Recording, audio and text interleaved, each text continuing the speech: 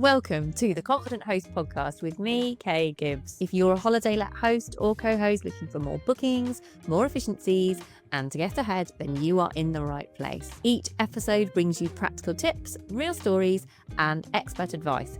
On today's episode, we're talking about your guidebook, which should be a huge booking engine. And if it isn't, listen on, because I'm about to share my top tips. So let's get started.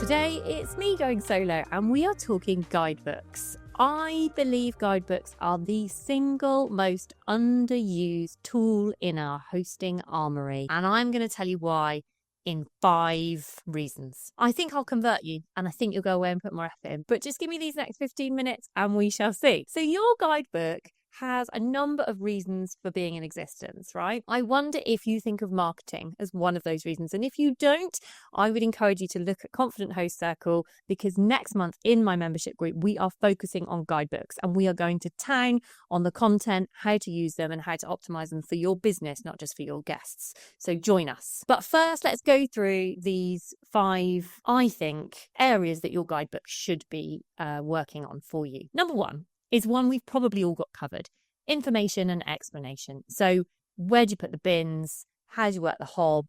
How does the heating turn up, or hopefully not?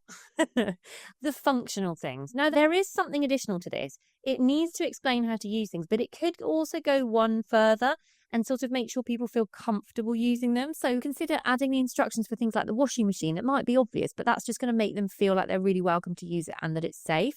You can do things like with your log burner, rather than just telling them where it is and where the logs are, leave some friendly instructions as to how to light a log burner, because lots of people won't have had a chance to do that before, and that way they feel welcomed in. You can make it kind of light-hearted, make the last step, sit back and enjoy, and make them feel really welcome. So it's just another way. It doesn't have to be really just functional language. You can convey the functional messages, but still in a really welcoming fashion. Number 2, it's a great place to deal with some legalities. So I have my fire risk assessment stored at the back, it must be said, of mine. It's not kind of prime reading material, but it's at the back of my guidebook.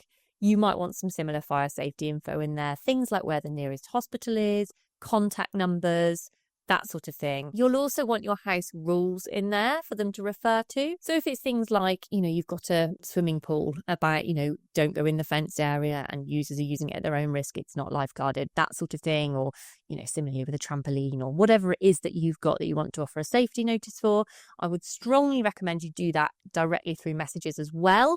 But it's a good place to have it listed as one of your house rules.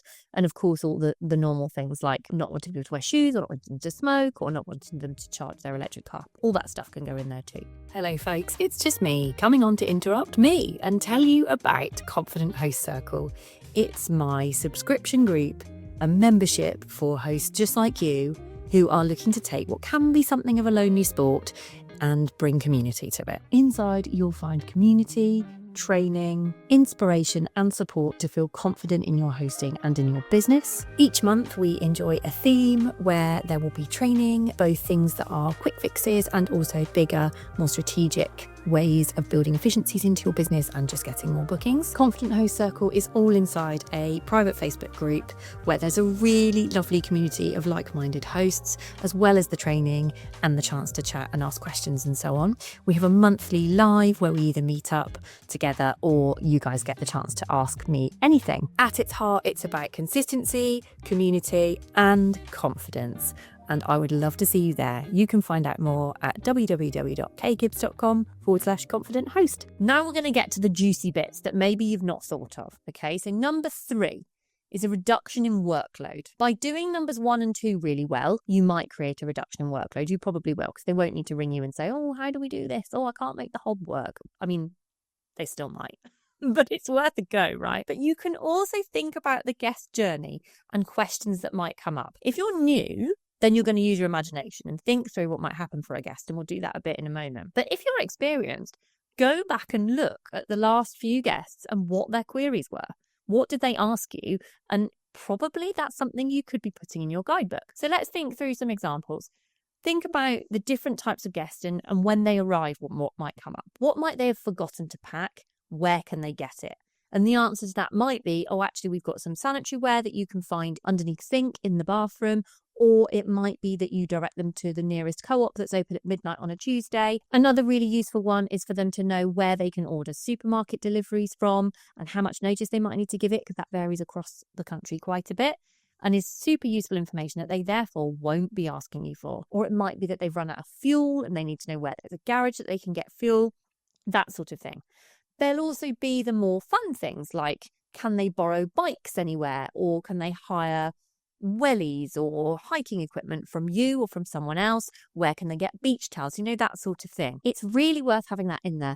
Oh, and taxis. You'll always get asked about taxis, so put that information in there too. You can also use your guidebook to field questions that come up before the stay. So a really good idea is to have a section in it that tells them what not to pack.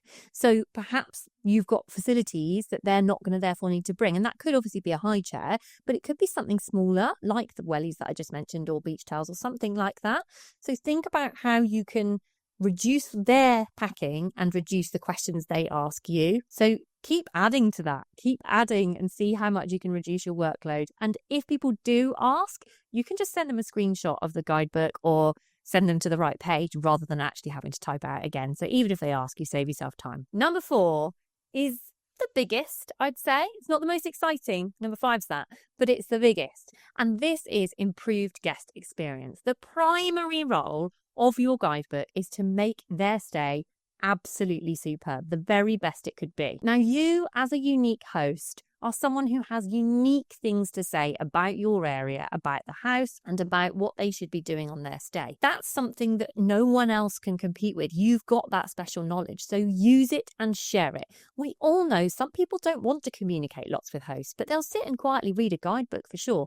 So use this opportunity to show them everything you can about your area so they can make the absolute most of their stay, their holiday, even if it's a work break. There's so much you could add to your guidebook in terms of enhancing that guest experience. If you get this just right, you will even elongate people's stays. So people will get your guidebook through once they've made their booking or even before, and they'll say, oh, I need to book longer because there's so much to do in here. And I've had that happen a lot, and it's really, really pleasing. The best thing, though, out of improved guest experience is the reviews. At last count, over 3/4 of the reviews for my properties that I'm currently running receive mention of guidebooks. They don't mention the tiling in the bathroom or even the barbecue in the garden.